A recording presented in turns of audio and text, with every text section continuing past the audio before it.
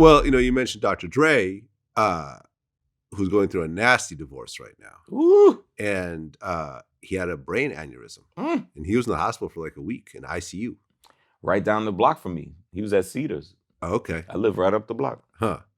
That was like, damn, like, we really thought we might lose Dr. Dre in 2021. And that's where Eazy-E died too. Oof. At Cedars, by the way. Did you ever interact with these guys? I mean, you mentioned how you ran into Dre and stuff like that, but you guys knew each other? Nah, we toured together back in the days, man. Oh, Kid and Play and NWA. Yeah, Kid and Play and NWA. The total opposites. It just feels right. What could go wrong? If you go back to the movie Straight Outta Compton, right? Yeah. That tour they were on. We were on that tour. They just didn't mention it in the movie. Were you in Detroit when? No, we weren't on the Detroit show. But we were because we actually had to leave the tour a little bit early because we went to go film the original House Party. Mm-hmm. So we weren't at the Detroit show. But we did like, I don't know, probably about 8 shows with them. Eazy-E, NWA, Kid and Play, JJ Fad, DOC. I think Kwame may have been on it as well. And and I remember them proposing that tour to us. And I was like, fuck, what we doing with these gangster dudes, man? Get out of here. And, because I thought it was like 2 different audiences. I was like, yo, that's not us. And, everybody else was like, nah, we're going to do it. We're going to do it.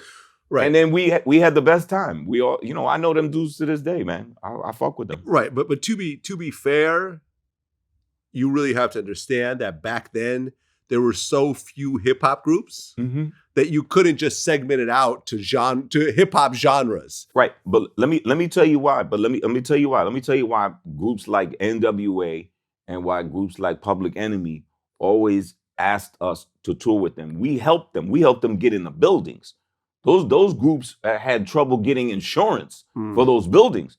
So Public Enemy would call us every year like, yo, boom, boom, boom. Yo, we got Kid and Play, and they used us to not used us, but they incorporated us to kind of show that it's not all boom diddy bap, it's not gangster rap, it's not that Public Enemy political stuff, and we all went out together. That's why they would throw us or Jazzy Jeff and Will on the bill with them to get in the building. Shit, was TK Kirkland? TK Kirkland stuff. You always get me talking about this. He's everywhere.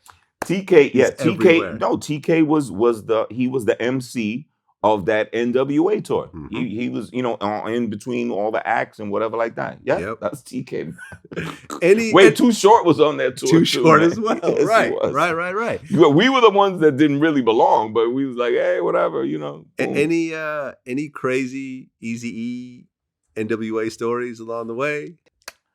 You know what? Back then, like I said, we didn't really know each other prior to that, so it was like some East Coast, West Coast.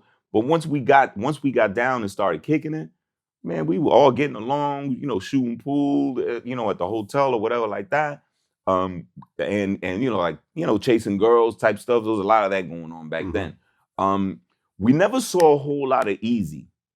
You know what I mean? Like outside of being on stage, like Eazy was always keeping it moving, and he was always like in a, like the presidential suite or whatever. You know what I mean? They kind of kept him like separate or whatever. But I do remember one night we were performing. I think it was Cincinnati, and they gave us a little pep talk before the show.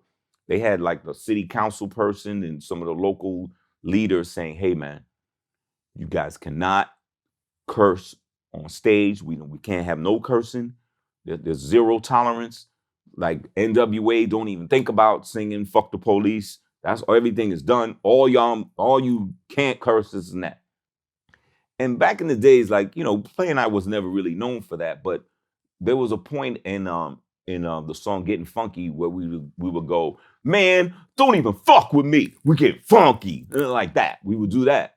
So that night, we flipped it. We went back to the original and we was like, "Man, don't even mess with me. We're getting funky." Blah, blah, blah, blah. Then later on, NWA went on and they started cussing and whatever like that. And we all had to run out off the stage into the van before the cops came and run back to the hotel, right? So man, we all ran in, and we're all in the van together. I'm in the van, and we got Ren and Ice Cube, and they were all up in there. And then I think it was Cube. Cube looked at me like, look at me like I'm a sucker. And he was like, man, don't even mess with me. We're getting funky. I was like, shut up. like you fucking, like you pussy ass motherfuckers. I was like, because they cussing. That's the reason why we had to dip. But he was like, man, don't even mess with me. We're getting funky. I was like, shut up.